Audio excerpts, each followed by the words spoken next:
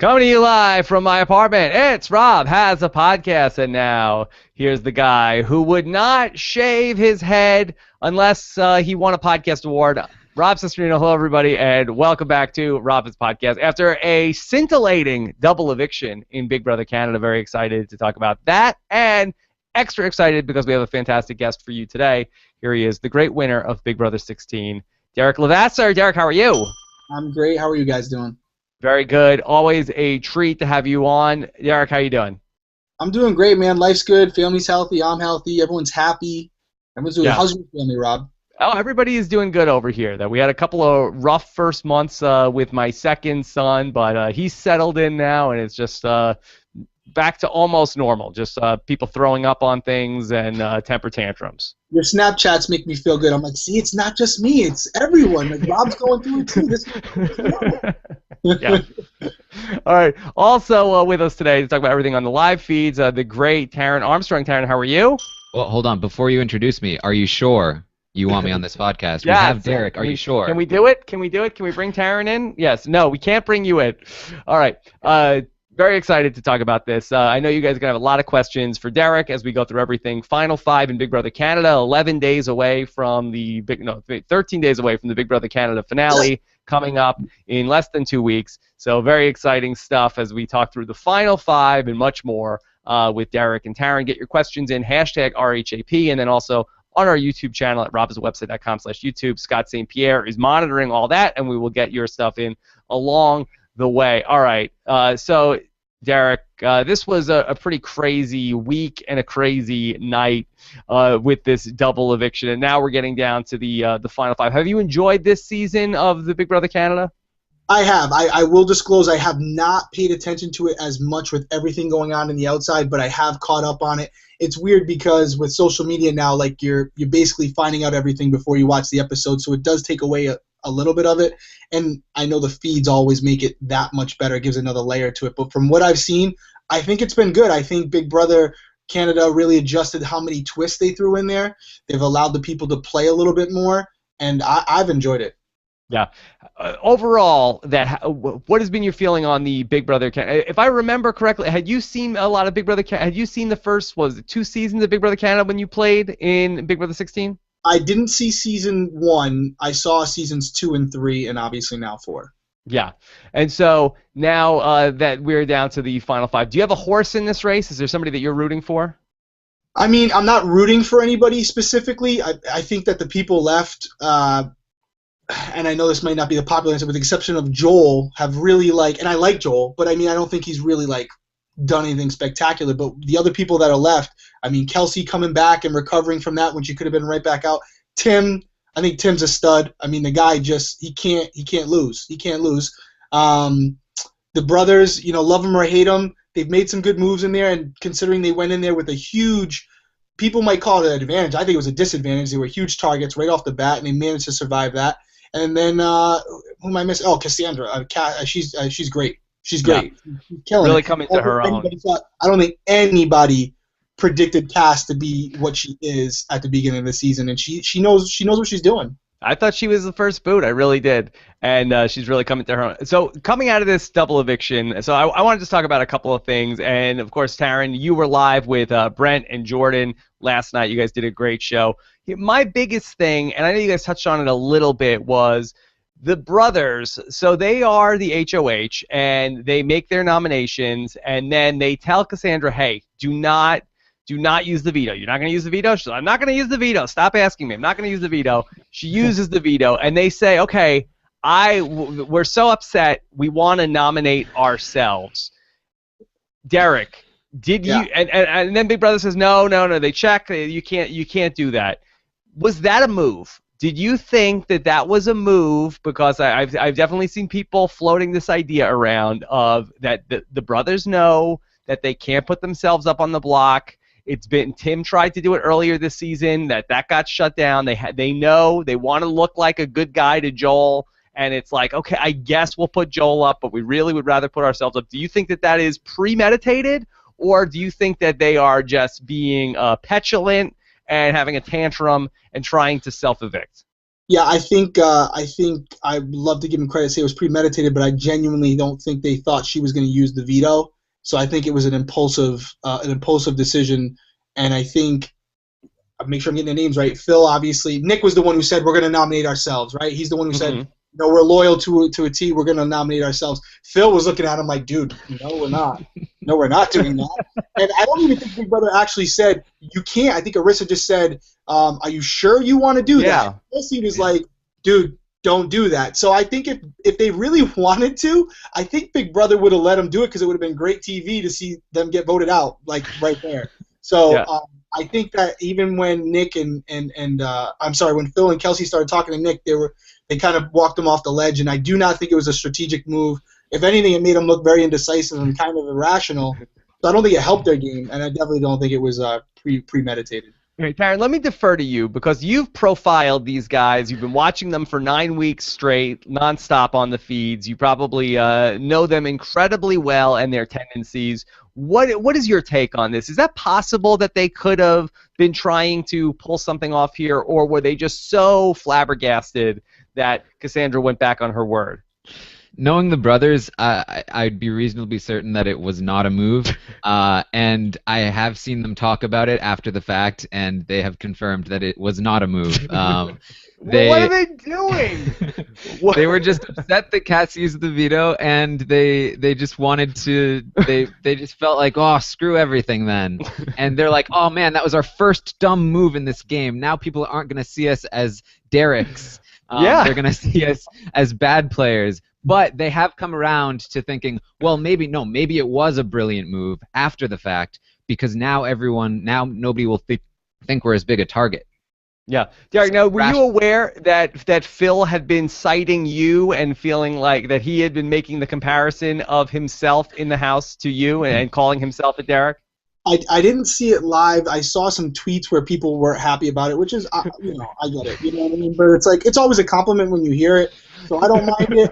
I haven't been watching the feeds enough to say whether or not he's been doing it. But hey, man, if somebody's saying they're playing a great game and they're comparing themselves to you, I'm never gonna knock that. It's a huge compliment.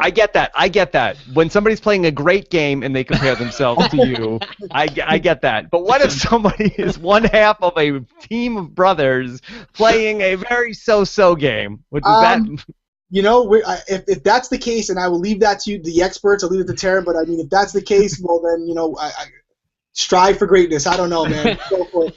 Go for the goal. I don't know. I mean, I don't think they've been playing terrible considering, I would have hated if Big Brother blew me up first night and said, hey, they're brothers, because if you really think about it, I don't care about the twist too much, but they actually pulled a great move, and when they saw each other, they didn't show their cards. Mm-hmm. They actually were ready to, play it off. And I think that in itself would have had me as a house guest going, wow, they were lying to us the first night. They were getting ready to lie to us long term.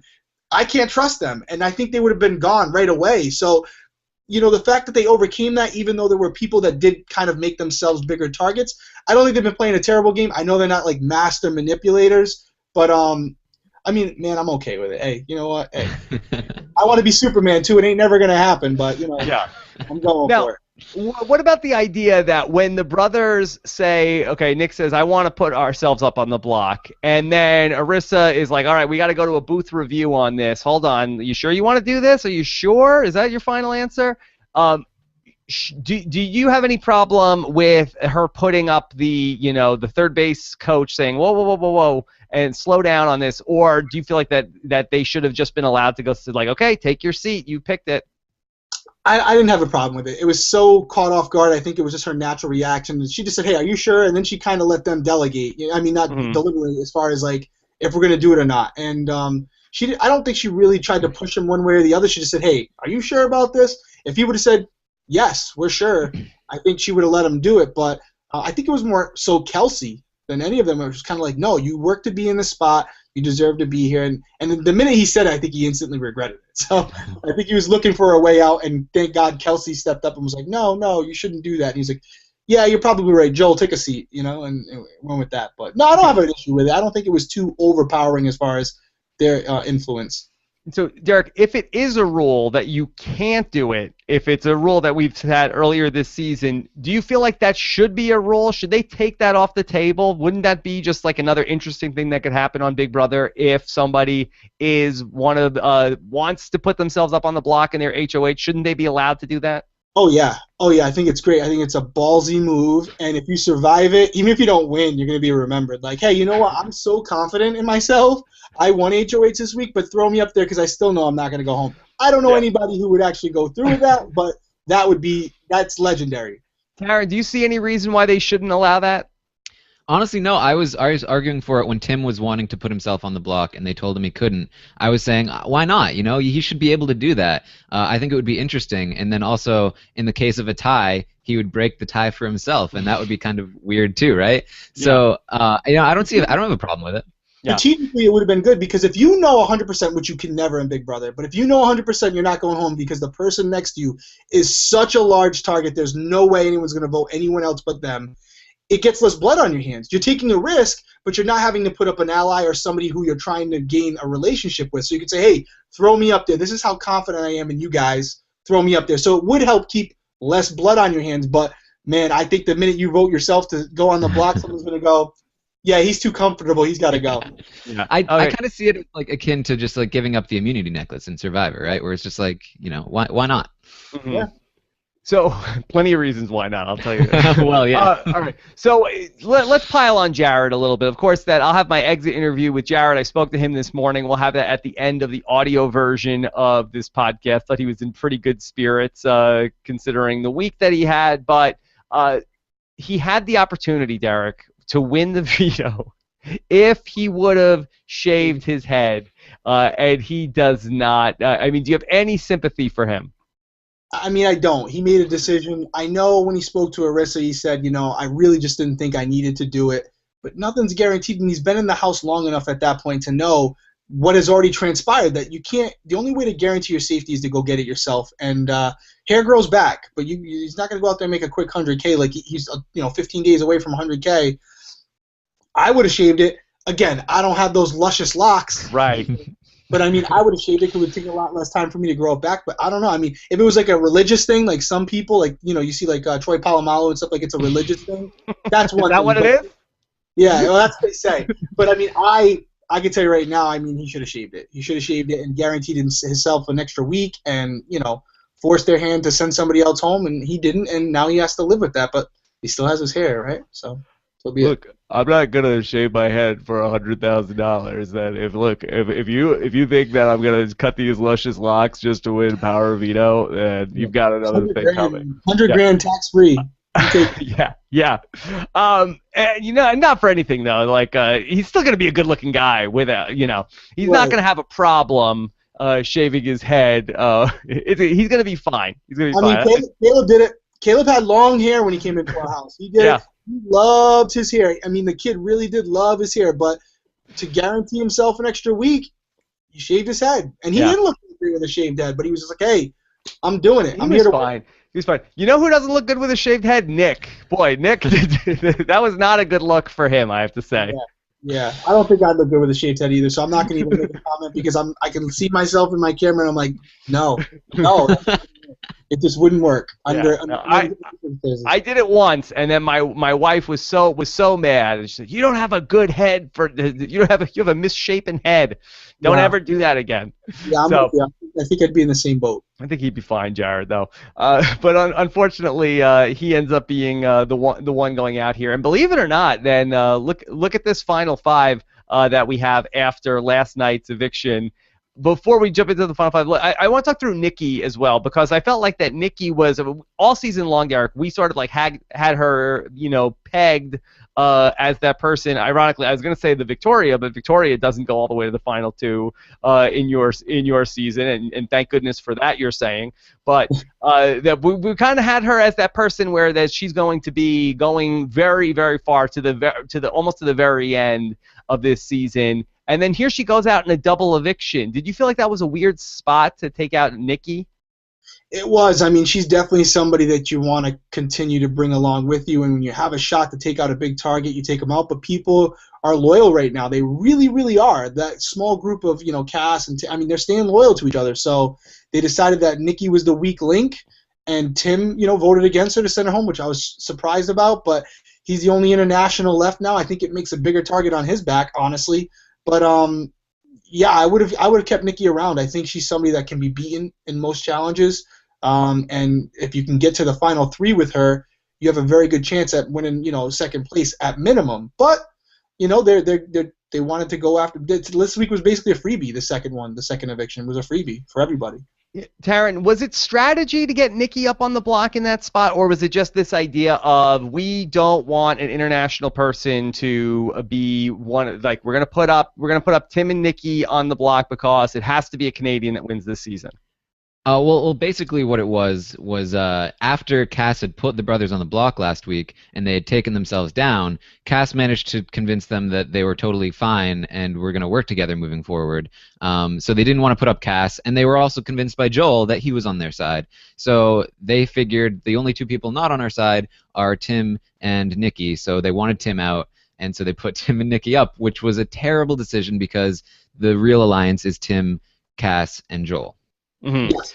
But is it a convenience thing where they said, okay, we can just put these people up on the block and say it's because of the international reasons, or do they actually believe it? Because I think that in some ways it's actually kind of smart, considering Canada always has so much pull in these votes, to sort of play the Canada card. But do you think it didn't really have that much to do with that? I don't think I want to give the brothers that much credit to think that they're trying to play into the audience. But I think they just, because earlier in the season they were in love with Tim, and when they found out Tim was manipulating them, that's when they got on the no internationals bandwagon. So yeah. And for Cass to vote out Nikki, I think it was big because I think she felt that Nikki was somebody everyone would take to the end. So to get her out, now that option's gone. The free easy win is gone. So there's 2 sides to that. You take her because you can beat her, but if you're not the one that's making the decision, you could be going home because of her. So they kind of got rid of that throwaway now. You would say Joel is somebody who hasn't won a lot of comps or whatever, but he's very well liked. So it's one of those things where he's not a guaranteed to be taken to the final 2. None of them are. So now it's fair game. Yeah, a little bit of a motley crew here in this final 5, and probably not too many people that it's a little bit of a mixed lot of people from across the different people that we wouldn't have picked too many of these people from early on. Maybe Tim might have been the person, but Joel has been somebody that we've also had our eye on, that he fits into that Ian and Steve mold of Big Brother contestants. So who do you feel like is in the driver's seat now that we're down to 5? I mean, it changes weekly for me, but honestly, I think, in my opinion, from what I've seen, Cass is playing the most strategic game as far as the moves she's making back and forth. But honestly, my favorite player in the game so far, as far as how he's doing it, is Tim. Just the way he's kind of like, it's so carefree for him. I mean, I don't know if it's a facade, but like, it's just so throw me up, do this. And I know some of it's a strategy. I didn't see him on Australia, but the fact that the guy already won and he's still kind of been able to become everyone's best friend, it's impressive. It really is impressive. And, for Joel, I don't know. I just haven't been impressed with him. I really like Joel. Like, he's the guy you want to see win. If he wins, great. But do I think he's played the best game? No, absolutely not. I think it's between Tim and Cass, which is kind of ironic because they're buddies. So it could be them two in the final 2. Who would they vote for? I think Cass gets it. I think Cass wins over Tim. Yeah, I think that's an interesting point about Tim, because when I think of you in the house, I think it's I always make the comparison with Boston Rob, that I felt like it's a lot of hard work. It's like very much like going through with every single person, checking in, getting everybody on the same page. Where I feel like with Tim, it comes across as very effortless in what he's doing. But Taryn, do you think that is he leaving some openings for the House of Cards to come crumbling down on him? Yeah, I mean, I think Tim had been doing a very good job in the house for a long time. Obviously, Mitch was a huge hindrance to his game, and he got really lucky when Mitch kind of got sniped. But he has made a lot of mistakes, especially that week where the brothers were HOH and he was trying to get Jared on the block, and then he switched, back. He lost a lot of trust with people. But something that I think Tim does so well is playing that diary room, and it's obvious from the way that he played Big Brother Australia that he's very good at playing the audience and telling them a nice story that makes him look good and everyone he doesn't like look bad. And so I think that's where he really shines. As far as the house goes, he's done a very good job. He's also made some really critical mistakes. So moving forward, I think he's just about even with Cass and Joel and pretty much everyone else. It really just comes down to comps at this point. I agree. Let me ask one other thing about Tim. That this past week there was a moment where he got into the brothers were in the hot tub and he went out there and they were like, "Hey, Tim, just want to say kudos, good game. You got to the end with all the weakest people." And he seemed like he got very indignant. I was unclear as to how much of it was putting on a show, that he came back and said, like, "Oh, the brothers just said I went to the end with the weakest players. He called you guys all the weakest players." But he did seem indignant in the diary room also. He said, "No, these aren't the weakest players. These are the best players in the house." Does he believe that? Does he feel like that he is? Because to me, it almost feels like that. If I was Tim in the diary room, I'd be like, "Yeah, you're damn right. I wanted to go to the end with the weakest players. I'm controlling this whole game." But he did seem like that he was getting defensive about the people in his alliance. Well, I think Tim's whole thing is that he sticks with the underdogs. He sticks with the outcasts. So I think his line there is, we're the outcasts, but that doesn't make us weak. That makes us strong. And I think that's what he goes for. That's what won him Big Brother Australia. So I think that's what he's going for. Yeah, what do you think of that? Because to me, that seems like he's getting a little caught up in the narrative of what's going on. Of, okay, this is the story I'm trying to put forth, and this is what I want to see happen. And I feel like that you leave yourself open to, when you're trying to write the story of the season, to end up having the story not work out the way you want it to, as opposed to what's the best strategy to move forward. Yeah, I mean, I kind of agree with Taryn. I mean, I think he's under the belief that just because we're different doesn't make us weak. He gets along with the eccentric type people. They really are kind of the misfits, and they always have been. The Nickies, he gravitated towards her. Joel, Cassandra, even for a while there was kind of like the oddball. She wasn't really fitting in with anybody. So I think he just gets along with people who are themselves and are different, and he just likes that. I don't know if he's trying to create a narrative. I'm not going to venture to say that based on what I've seen, that I don't know if he's being genuine with these people on the feeds. Taryn would know better than me as far as what he's saying in the diary room and how he's behaving with these people when the cameras are on, but not like, he knows he's not going to get some sound bites out of it. So that would be a question for him. But I do think genuinely, like, he looks at himself, even though he's a good looking guy and stuff, I think he looks at himself as somebody who's very different. He's very carefree. He lives his life saying, I'm going to do what I want to do, and I don't care if it makes me look weird. I'm proud of that. And I think that he gravitates towards people that are similar to that.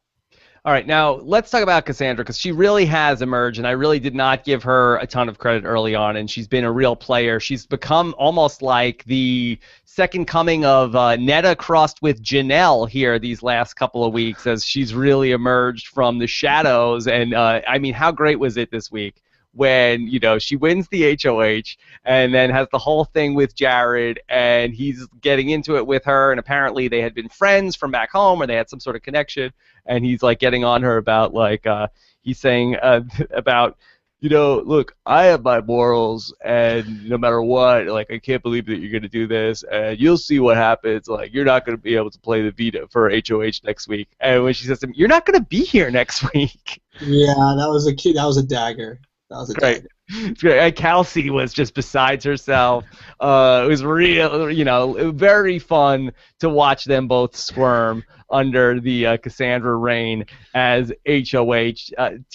Have you been impressed with her? Me or Taryn? No, you, Derek. I have. I mean, I think she's honestly, we'll find out. I mean, I have to give her credit. I think it's by design, but she was very kind of like a floater in the beginning, going back and forth between alliances. She started off very vocal. There was that week where, why am I drawing a blank? The girl where she called her a bitch. This bitch went into Levita. Yeah. And, that was a sign of, like, things you shouldn't do in Big Brother. Yes. You shouldn't keep your mind. And she learned from that.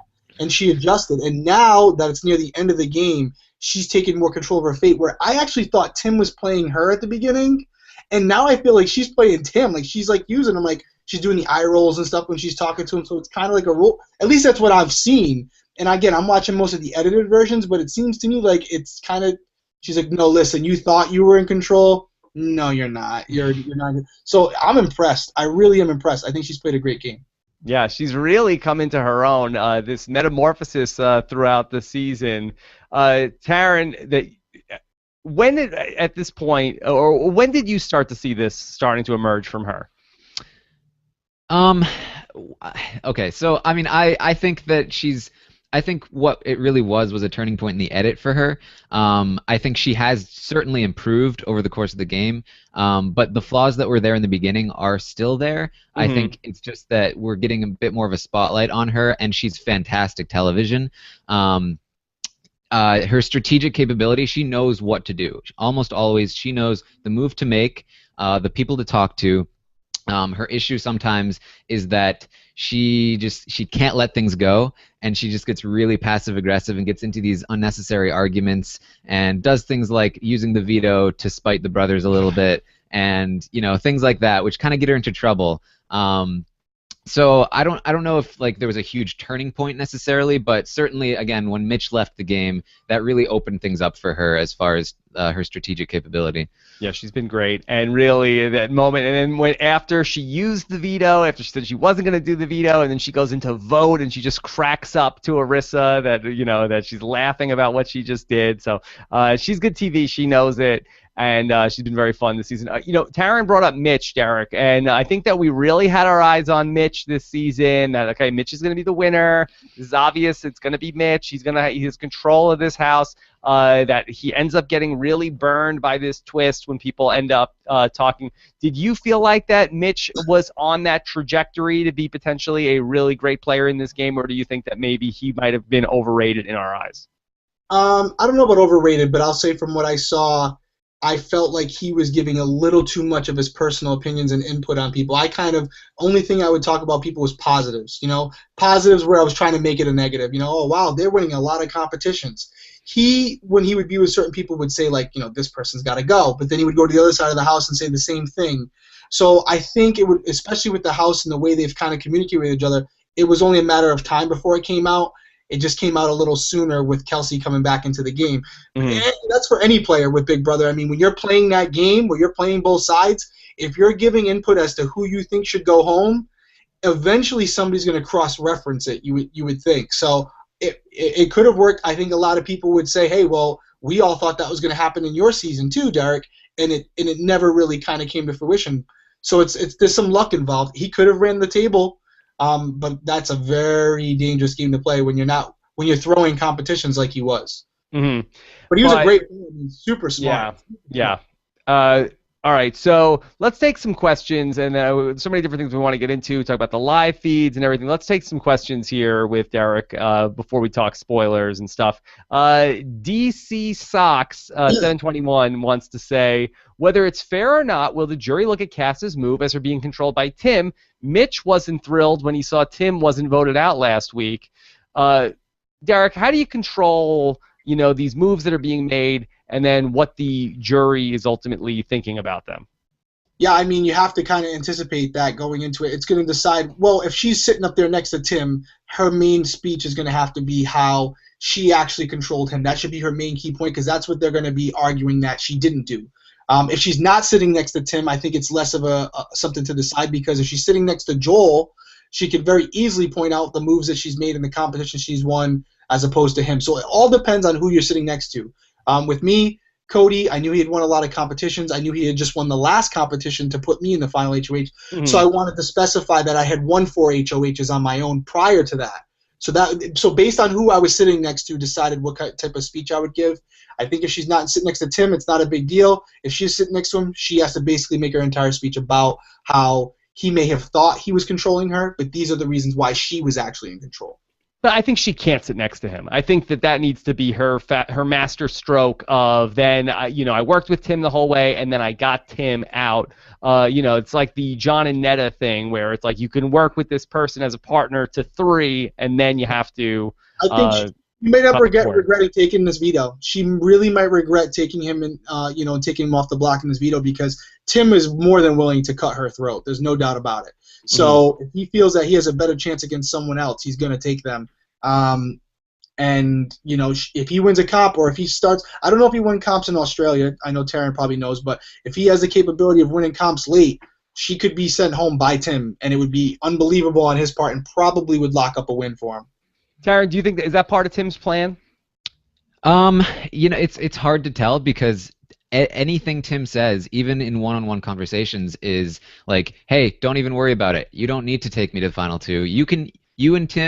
Cass, you and Joel can take each other, and I'll be fine." It's really hard to know what he's really thinking. I'm sure he's willing to cut Cass, but I'm not sure who he thinks he has the best shot against right now. So obviously the house is split right now with the brothers and Kelsey on one side, and then Tim and Joel and Cassandra on the other side. But Taryn, do you have a sense of who Tim would prefer to go to the final two with? I have to imagine that part of him would want to go with either the brothers or Kelsey because those are the easiest people by far to beat. Besides that, I think he'd probably choose Cass over Joel. I think he rightfully would think that the jury would believe that he was in control of her. Like I said, with Mitch maybe being in the jury, he's going to be one of the leading voices in that jury, and Mitch saw Tim as his biggest adversary.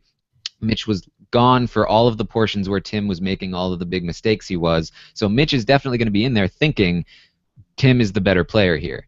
So if Tim is sitting next to Cass, it's an easy route to go to if he's able to win enough competitions, and I think he can probably win there anyway, so I think that's probably where he'll end up.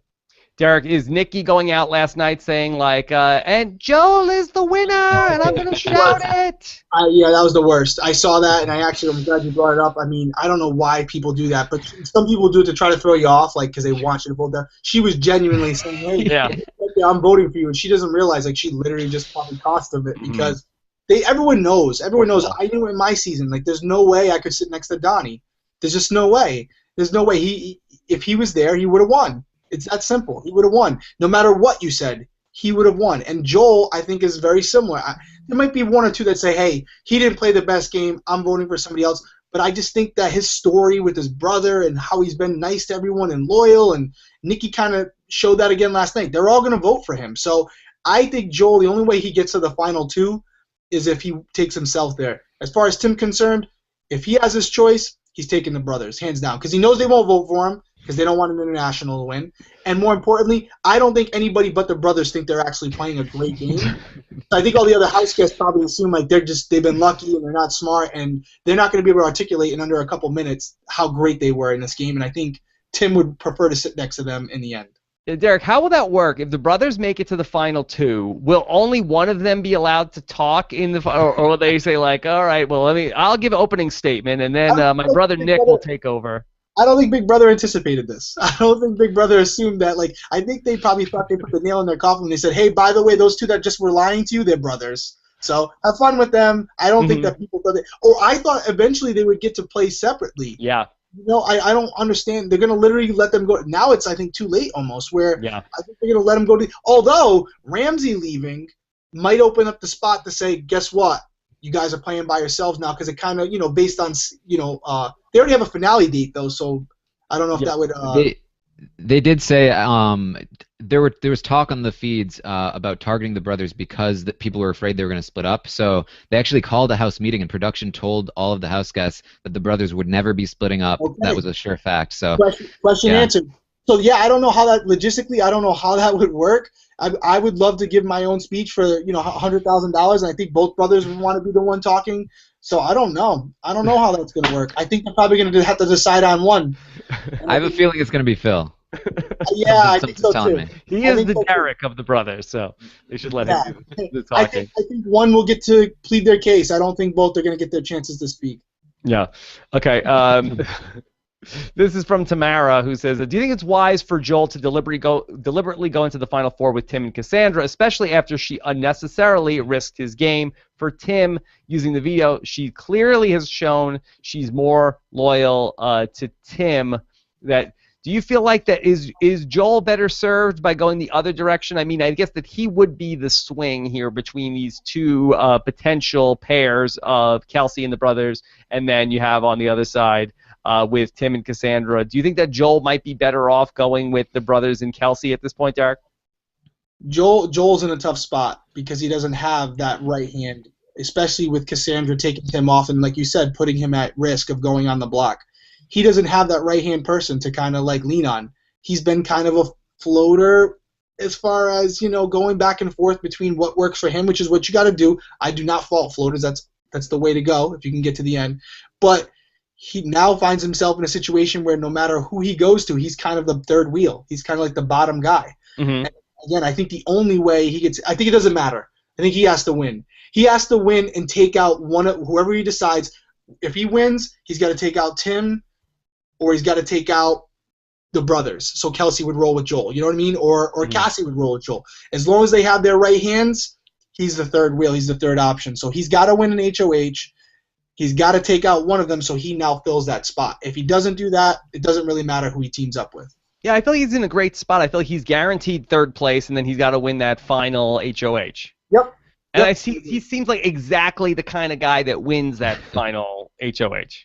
I don't think he's a dumb guy. I think if it's a mental competition, I think he could beat him. But then again, some of the other ones in there have proven that they're not dumb either. So, it's his game. Okay. Let's do one more question, then we'll get the spoiler stuff. This is from Herschel. When the House gets vote to keep Joel over Nikki, were the House gets doing because they see Joel as more of a swayable vote in the future or more for loyalty? Seems like you'd want to go against Nikki in the final two. Good question. Taryn, why did the House guests want to keep Joel around over Nikki? It was loyalty. Tim and Cass both saw Joel as a loyal ally, and also a better competitor to compete against Kelsey and the brothers, because it really is all coming down to comps at this point, and Nikki just isn't going to help them much. So they trusted Joel, and Kelsey also on the other side trusted Joel to be on her side. So everyone thought Joel was on their side, and that Nikki would just be dead weight. So they kept Joel. All right, before we get into talking about the spoilers, that Derek, just because some people bounce out before we get to the spoilers, I just want to talk about some of the other stuff that you're doing, because it's really very interesting stuff. I know you have a TV show that's coming up that you're working on. Could you tell us? Are you allowed to say anything about this?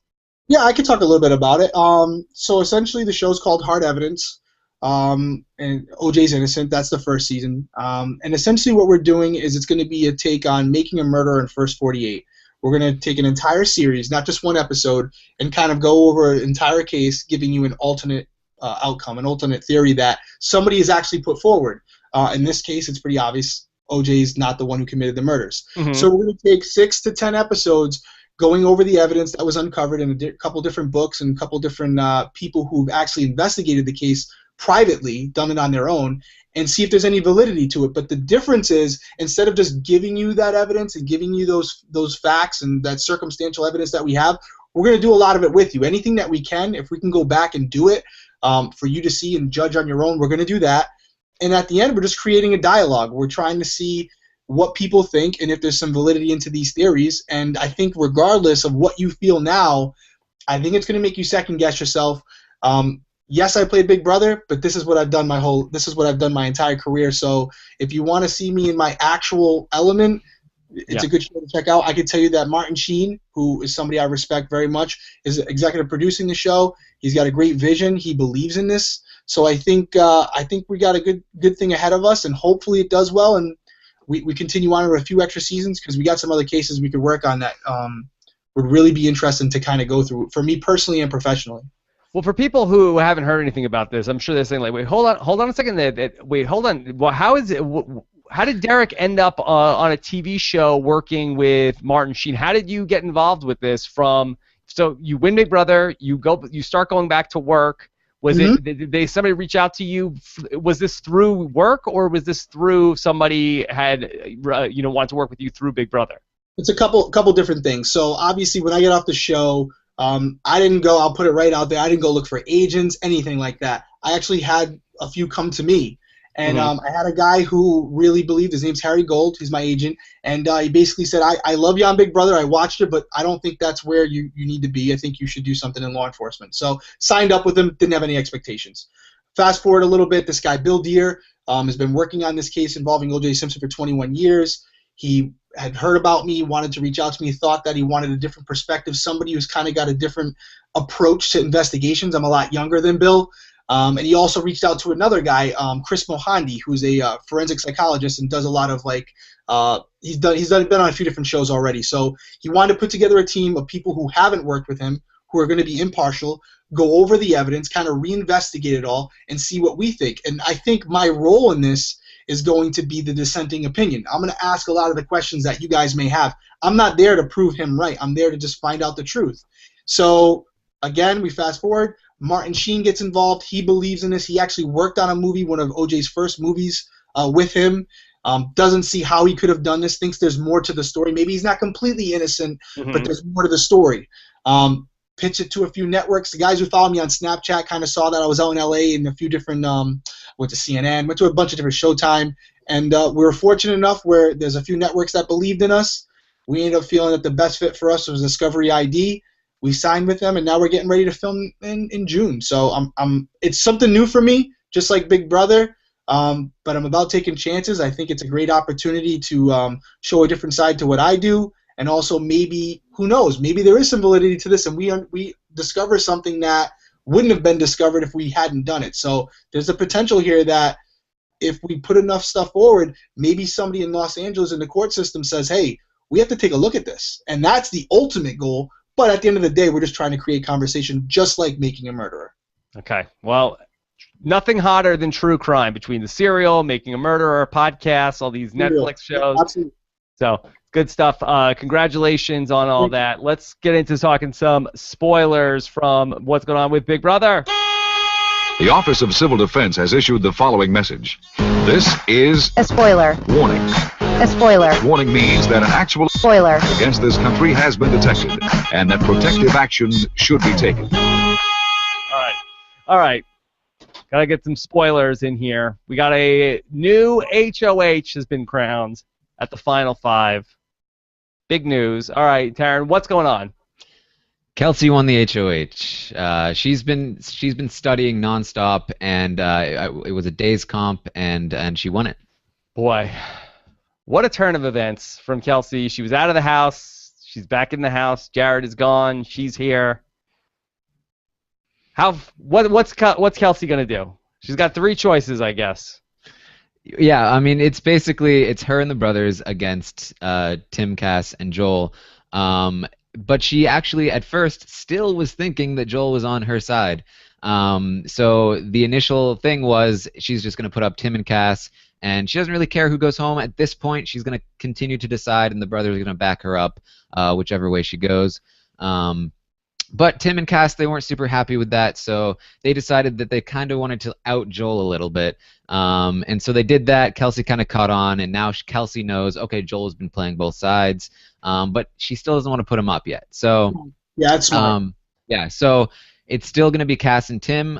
She's basically told them that that's what's going to happen. Apparently, during this podcast, Cass and Tim are making a final plea to her, or to the brothers, or to something. I'm not sure exactly, but I'm reasonably certain that she's going to stick to her guns. It's going to be Cass and Tim, and they're going to need Joel to win that veto to force the brothers on the block. Yeah, Right. Final Five is tricky here because if you have this pair up on the block in Tim and Cass, even if one comes down with the veto, ultimately, if Maddie and the brothers are aligned, that the best that that whoever's left, Tim or Cass, could hope for is a 1-1 split of the vote.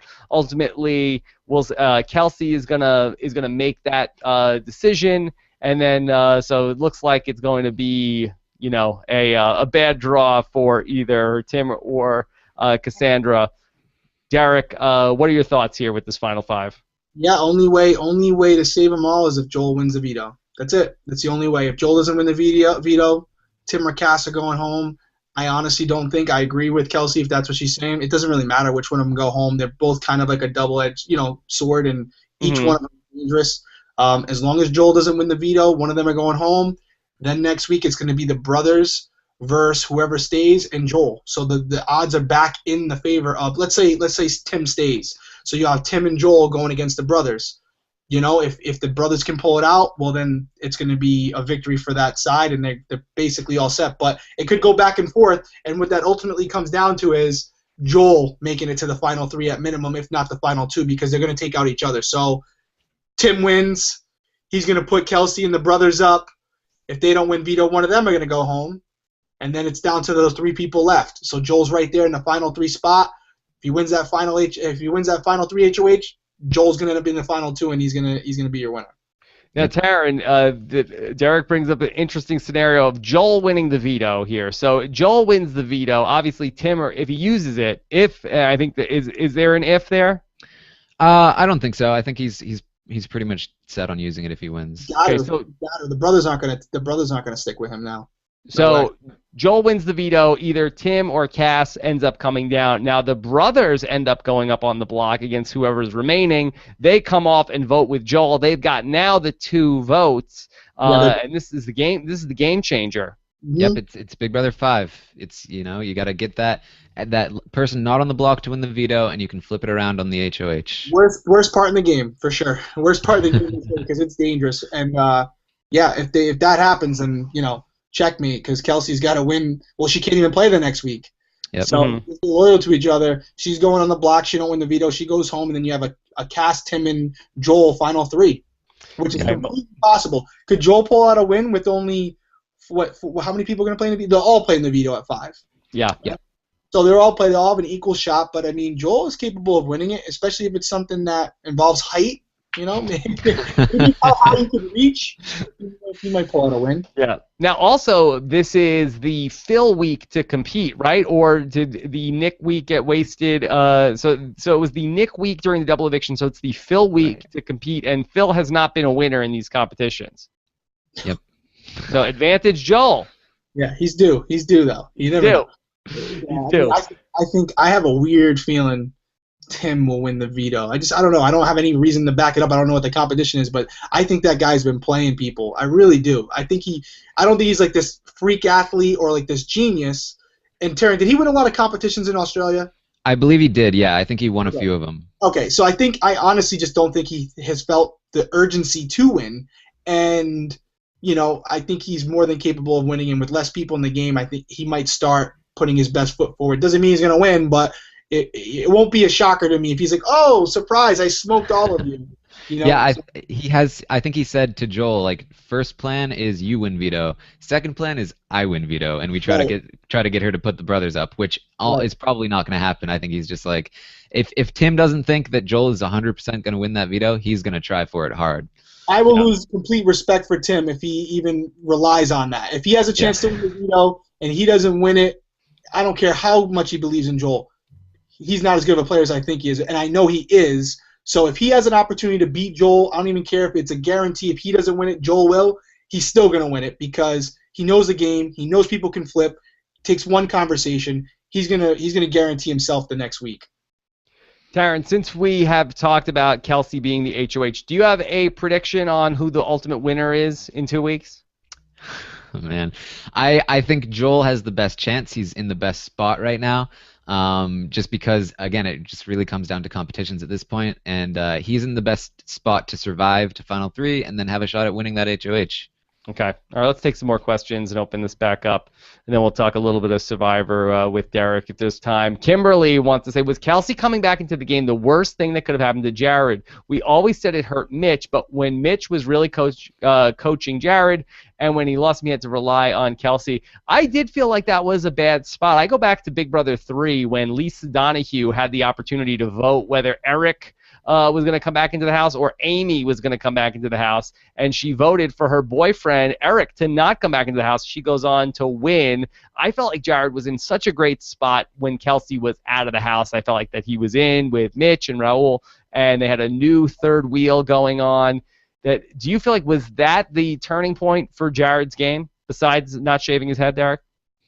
I mean, you could go both ways with that because he was oblivious to Mitch, and Kelsey kind of opened his eyes to that, and I think Mitch had a real chance. I think he was in the best position in the house at that point. So I think he would have ended up not taking Jared as far because Jared was a good player. Yeah, there's two ways of looking at it. He definitely was more focused when Kelsey wasn't in there because he was like, I'm here for myself. When she came back in, I think he was more about building a relationship with her than building a relationship with the rest of the house guests. That's never a good thing. That's the fatal flaw of a showmance. You're trying to spend as much time as you can with the person that you're emotionally vested in, but that's not good strategically. So, yeah, he probably would have played a better game, but I think we would have the same outcome. If Kelsey wasn't in there, I still don't think he's shaving his head at that point. No, he's still going home at the spot. Taryn, I also liked it this week when Tim and Cassandra played around with the pickle juice in the wine bottle, and then they made Jared drink it, and he got like really upset about that. Yeah, I said on Twitter, like, this is a game with $100,000 at stake. Like backstabbing, lying, and the thing that causes the most fights on Big Brother Canada is who drank what alcohol. He was incensed about that. He was really, that was cool. I really did not appreciate it. We never had that problem in my house, well, my season, because we never got alcohol. Yeah, well, if they had it, imagine what would have happened. I know, what was it, 15? 15 was with Eric. Oh, yeah. 15 Yeah, those guys, they had a couple of wine nights. Yep. It was a dry season after that. Yeah. All right. Edward Morris wants to say, which one of the Pax Bros would have gone farther if they were separate? Which would it have been Nick or Phil, Derek? I think Nick all day long. I mean, Phil hasn't. Nick. But Phil was the Derek. Yeah, but Phil hasn't really won anything, and I think Nick was more reserved. I think in the beginning too. Well, I mean, weren't people saying like Nick was likable and sociable, and Phil was kind of holding him back? You know, so yeah, I think Nick all day long. Yeah. Okay, Taryn, you agree? Yeah, I think so. Okay. All right. Let's go to Dan, who says, honestly, Cass has to go to the end with Kelsey to win. She would lose against any other player, right? Taryn, is that how you're seeing it too? I think she beats the brothers as well, and I think she has a shot against Joel, but it would be a little too close for comfort. He's scary, man. Yeah. What about Tim versus Joel? It's hard. I think it comes down to, because that's one, especially like Mitch had a good relationship with both of them. I feel like Mitch might lean toward Tim. I feel like Jared and his guys would probably lean toward Joel, so I think it would be close. Yeah. Derek, do you see any way Kelsey could win, or does she need to stick with maybe the brothers? That's her one shot at this. If the brothers aren't in the final two with her, and she didn't send them out, I'm sitting here as you were saying it. She would have the brothers. She would have Jared. She would have Raul. Yeah, that's 3 already. Only 8-person jury. Depends on who she's next to. I mean, it all depends, because, I mean, if she's sitting next to Tim, then again, if she's sitting next to Tim, Nikki was very upset with Tim when she left. Mm-hmm. How much did she like Kelsey? I don't know. I don't think she really liked Kelsey, so yeah, so that might, I mean, it might be tough. That might be your 3. I think Mitch will vote for who he thinks is more strategic. I think in the end, he's going to, because of the way he operates, I think he's going to vote for who's more strategic. Taryn. I'm sorry, that's my phone. My phone's what's going on over here? my phone's ringing, but it goes to my laptop too. No, believe me, it happens to me all the time. I just it was a noise I didn't recognize. I'm trying to figure which my computer is making that noise. So Taryn, that when we saw the people in the jury house on Thursday night talking about wait, what hold on, Ramsey's not going to be in the jury. What does that mean? 8-person jury? Is Canada going to get a vote? Should we take that as canon? That once the people in the jury house are speculating that is Canada going to get a vote, should we write that down in ink that Canada is going to get a vote? I wouldn't say in ink. I feel like they really love to not do the expected twist, even though we usually end up expecting it. But I mean, I feel like that is the go-to move. You know, it fits in with what they like to do, so it wouldn't surprise me at all. Okay. We'll see. We'll see what they do. Ramsey gets it. Yeah. I do. I'm serious. I think he's the voice for Canada. I saw something that John Party put up today on Twitter. Yeah, joking, but honestly, how cool would it be? I mean, they love Ramsey now. Ramsey's he's the story this year as far as choosing family over a game, and it's such a great story. And what better story to have him come back and still get the opportunity to play a role, a real role and who wins the game. And he's in the outside now, so he is going to get that perspective of everything, like Canada. Yeah. But it's something that's never been done before in any season of any Big Brother, to have a house guest who left the game, went home. It's something like, well, when was that? When Danielle's season back in like. Yeah. Big Brother 3. Big Brother 2 and 3, sure. Right, but I mean, again, it's probably not going to happen. But how that'd be odd to have Ramsey come in and say, "Hey, guess what, guys?" Yeah, Derek, did you have any sort of insight or reaction to Ramsey leaving the game? I know when you were in Big Brother 16, I believe it was your grandfather passed away while you were in the house. Yep. And so, did you have any thoughts watching that play out for Ramsey? I felt for him. You know, it brought back memories because, I mean, when you're in that room and you're reading that, you know, I know in mine the producers didn't say nothing. They just let me sit there for a little while and kind of process it. Completely different situations. I would have done the exact same thing that he did. I think most of us would have. Unfortunately, not to sound morbid, but my grandfather was already gone. There's no way to change it. It was unexpected, but also, you know, an older gentleman, and it's going to happen eventually. His dad, that situation, I'm on the first flight out of it. I don't even know if I would have played in the Vita. I'm gone. You know, I'm gone. So, because you never know if you're going to be sitting in that house when it takes a turn for the worse. So, don't blame him one bit. Would have done the exact same thing. I think most people would have done the exact same thing. Okay, let's do. This is from great Survivor Tyler says, is it fair to vote against Tim no matter who he is in the final two just because he's international? Do you feel like? I mean, is there anybody else besides the brothers that are thinking that way? I mean, Jared's talked about it too, just because he's upset with Tim, but. Yeah. All depends on who's sitting next to, but that's foolish. If he's sitting there and Tim's the better player, Tim should win. Derek, you were on Team America. Would you, if there was anybody not from America in Big Brother 16, would you have put them up on the block and said you had to do it for Team America? Yeah, no, I mean, I guess if I was like grasping at straws, but I don't even know if they believe in it. I think one of you guys said it earlier. I don't think they believe in that. I think there's just a reason to get them out, but I think at the end of the day they'll vote hopefully for who's the best player. Okay, let's do one more Big Brother question. Tim has played a great game. All right, this is from Jack B. He says, was Phil's decision to put Nikki and Tim on the block instead of Cass and Tim the worst move of the season so far? Derek, Taryn, did either of you feel like it was the worst move of the season? Taryn, you can go with that one. I mean, it has the potential to be the worst move of a season, but this season has been pretty special with some bad moves. So I wouldn't go that far. I think Raul takes the cake on two separate occasions. So. Okay. All right. You know that, Derek, I know you've been following the season of Survivor pretty closely, and you know you were tweeting the other. I'm going to talk about Survivor if anybody has not caught up yet from this week. So I'll give you a second to get out of this if you haven't watched the Survivor episode from this week. But you were tweeting that you were very disappointed to see Julia go home. I'm sure you must also appreciate another fellow New Englander in Aubrey. This season, you played Big Brother with one of the competitors from this season. So let's just bounce around Survivor a little bit. That Julia, have you met Julia? Nope, I haven't met her. I'm sure we'll cross paths. I think the Rodney Bowl is coming up. Rodney Bowl 2. Rodney Bowl 2, and I gotta be honest. Last time it was great. I've been to a few of the events, but it actually was great to get to not just sit up there and take pictures. We got to bowl and have fun. I thought it was a good time. So more than likely, because it's 20 minutes from my house, 30 minutes from my house, I will absolutely go. But you don't have to travel. That's it makes these things a lot more enjoyable. Especially with kids. Yes. Kids. So it's one of those things where I can go up there for the night, hang out, meet some cool people, and then go home and no harm, no foul.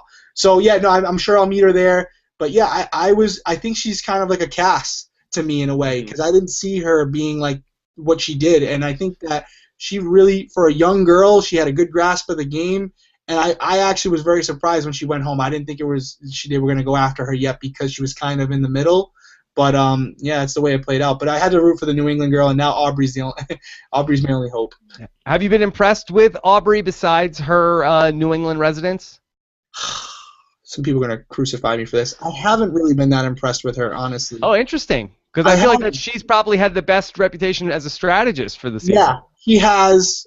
I mean, it's tough because we don't get the feeds. You know, it's tough because we don't get the feeds, so we don't get to see the edits. She's a brain. You know, they're going to give her that edit. But I feel like earlier in the game, she had a really tough grasp on the game. and now she's kind of, as you said, the edit changes. You know, she's become the mastermind. I'd like to see her win a couple competitions, you know, to kind of level it out a little bit. She's kind of relying on the people right now. By far not the worst player in the game, that's for sure. She's doing her thing, but I haven't been like in awe by her. I think that she's playing a good game, and she could definitely win it. But I'm not like over exaggerate, like ecstatic about it. You know, like she's okay. Okay, so who do you feel like has it? I mean, in my opinion, the person he's probably not going to win, but I think Ty is the best player out there. Honestly, Interesting. I think Ty. I mean, that guy's mental game is just ridiculous. He hasn't made the best. I think him getting rid of Scott, that takes a lot of balls. I don't know if I can say that, but you could say he's a very small guy, and he was intimidated by those two, honestly. And I know it says, "Oh, it's just a game, nobody's gonna get hurt," but to stand next to that guy Scott and be like, "Nah, man, I'm not using it on you. You just got burned." That's impressive to me. It's big moves. And he does seem like he's got a pretty good grasp on the people. Do I think he's gonna win? No, because I don't think anybody thinks they could beat him in the end. But I think he's played a great game. I'm a big animal lover, so like I hate when the chickens get killed. To be honest with you, so that appealed to you. Oh, I love it. Like I want a mark for my house. Like I'm seriously considering getting chicken coop. I'm not even kidding. Like it just appeals to me. I just like Ty, and I like how he had a good relationship with Caleb too. Honestly. Yeah. So okay, so that's interesting. Did Ty appeal to you because he was friends with Caleb? It's like, okay, well, you know, I worked with Caleb, and if he could work with Caleb, I bet I would be on the same page as Ty. I just liked him. I think in his story, you know, about how, you know, his background, without getting too, you know, emotional about it, but I mean what he's been through in his life, this is a walk in the park for him. And some of those mental comps, and you would know better than me, Rob, because we didn't really have any in my season, but to stand up there, it's not physical. It's just who wants it more. Those are the best challenges, when it's like, it doesn't matter how strong you are, it's just in your heart. Like, who wants it the most? That's who's going to win. And that man has more heart than any of them out there, period. He's not the strongest. He hasn't ate a lot, and he's just like, I want it the most, and this is nothing to me. And he's able to – I just find that very interesting, a person who can do that and literally say, I just want it more than you. It doesn't matter if you're stronger or faster or whatever. I'm going to beat you.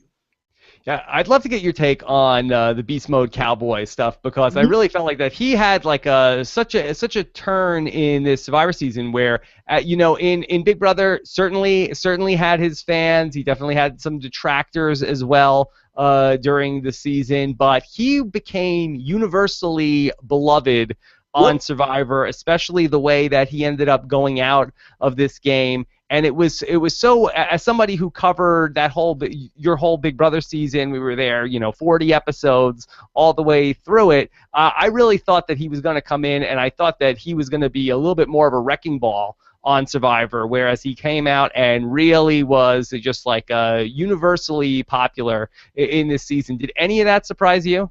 Not at all, and I'm not just saying it to be politically correct. When I was on Big Brother, there was one thing I knew about him, and it kind of goes back to what I just said about Ty. There's people in this world that just mentally want it more than other people, and he's one of those guys. He will kill himself to win a competition, not figuratively, literally kill himself. I saw that in that sloppy snowman comp. I was dying. I looked over at him, and he was talking about his brothers that had died overseas, and I just knew, looking at him, nobody was beating him. And I just think that's so powerful, like, to have people like that, because not everyone is built like that. So the competitions, no surprise at all. The other thing about Big Brother in comparison to Survivor, which is great, is edits. You're not getting the live feed. So those little hiccups you have where you say things you probably shouldn't say, Survivor can edit those things out for you and make you look a little better. Whereas Big Brother, everything is documented and replayed and harped on. So you have the opportunity to kind of be yourself a little bit more, knowing that if the producers like you, you can still come out looking good. And I think that's what a lot of stuff Caleb said was really good in our house. It was the Amber stuff afterwards that kind of tainted things. But at the end of the day, Caleb's a good guy. He's a good guy. At the end of the day. Yeah, at the end of the day. You know, I do think that there are some people that are probably good on both shows, but I feel like that, and I'm not to say he was bad on Big Brother, but I do feel like that he's just like cut out for Survivor. I think that he found I think that you take a guy like that, and I think he goes like kind of stir crazy in the Big Brother house. But I feel like, you know, I think that was really that was his element. All day long. And so in Big Brother, if you don't know the game going into it, it's tough. It's tough to win because there are a lot of times where you can watch previous seasons and have an idea of what to do in this particular situation. I remember when they did this on previous seasons, what they did to get out of it. He had no previous knowledge. Survivor is basically go out there and what you knew before you came on the island as far as your home life, you can apply that directly, and that's his element where he, from Kentucky. So that's his, 100% agree with you. I think based on how he went out, he'll be back. No doubt about it in my mind. No doubt. And I really thought coming into the season, I said, oh, he's going to come in now. He's going to try to be the Derek. He's going to try to, I'm going to, have my, I'm going to try to get something going with, talk to all these people. And I felt like he really did not. I mean, we didn't see a lot of, they never went to a tribal council before he ultimately went out. But I thought that he did a good job of sort of staying within himself and like just being that guy who's sort of like, and I'm sure that you realize that in the house, okay, this guy is a loyal vote and I need to, keep him around. That's really even more valuable, I think, on Survivor, somebody that you just know, he's like a steady Eddie, you know where he's going to be, and you don't have to worry about him like being one of these people that are flipping. What you see is what you get with him. That's why we gravitated towards him. I knew where his head was at. He doesn't really have the ability to lie. So, although that's not a good attribute in a game like Survivor or Big Brother, he doesn't have it. So as far as a guy trying to get further in the game, he is the one that you want there until the very end. And then if you can't beat him, you got to get rid of him, which is what we did on our season. And they probably would have did it on Survivor as well because he was so well liked. He would have had to win outright to win because he was liked by everybody. Yeah. And I think he's set up very well if he ever plays again. He's never getting voted out before a merge on Survivor. Nope. And I think he's 100. I mean, I don't know Survivor like you do, but I think he's coming back 100% because I think he will make it past the merge. If he doesn't get injured or sick, he's built for that game. Yeah. All right. Well, good stuff, Derek. Anything else going on? No, man. It's just a pleasure being on here. Love talking to you guys, and we'll do it again soon. Okay. All right. All good stuff, and definitely, we covered everything with the OJ show on our post-show recaps. Would love to check in with you when the new show is coming out, and it's going to be a lot of fun. I'm looking forward to it. I hope all your loyal viewers tune in and check out the first episode. We'll see. Give me at least a chance. Look, we got people in the audience that are OJ crazy. That they couldn't get enough of covering the OJ people versus OJ. Well, if you like FX, you'll like this. Yeah, I mean, this is we did podcasts on Serial, Making a Murderer too. So this is our podcast wheelhouse. I'll tell you this: the original concept of this show came from Serial. Okay. So that puts in perspective for you where this came from. Saying, hey, we want to do a TV version of that. All right, Taryn, this Sunday night, are you on with Jordan? I'm not sure. I don't think Jordan's told us yet. All right, well, we'll figure it out. Okay, I'm going to be on with Jordan Parhar, the host of reality TV Happy Hour. He is going to be joining me for a special podcast over the weekend. On Saturday, we're going to record a podcast. We're going to talk Survivor. We're going to talk some Big Brother Canada as well. You can leave us voicemails. Go to robhaswebsite.com/voicemail for that, and we'll get a bonus show going on there. Of course, you could follow Derek on Twitter. What is it, at Derek L? At Derek L. Yep. Yeah, Derek L. That's pretty good. That's a solid Twitter handle. I know somebody at Twitter. Okay. Well, that's good. I can tell. That's solid. Very good. Taryn is on Twitter. He's at Armstrong Taryn. I'm going to be live later on tonight, 9:15 p.m. Eastern. If you're watching us live with our amazing race wrap-up show, down to the final couple teams on the Amazing Race. Also, if you're listening to the audio version of this podcast, stay tuned for my exit interview with Jared. Thanks so much to Scott St. Pierre behind the scenes. We'll be back later. Looking forward to reading your comments on robswebsite.com. Take care, everybody. Bye.